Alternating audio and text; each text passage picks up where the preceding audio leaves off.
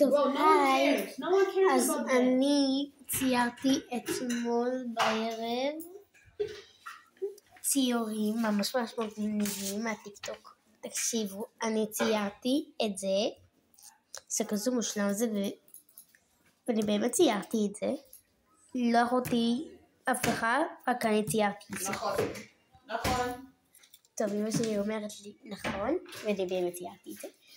ואת זה לא כל כך יצא לי טוב, אבל בסדר, לפחות זה שלי.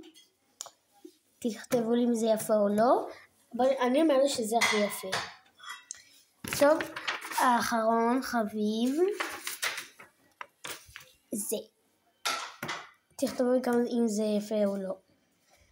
וגם ציירתי קפוצ'ינו אססינו. תסתכלו. קפוצ'ינו אססינו. אם אתם רוצים לראות עוד ציורים ואני לא יכולה לצייר אותם, אז ביי.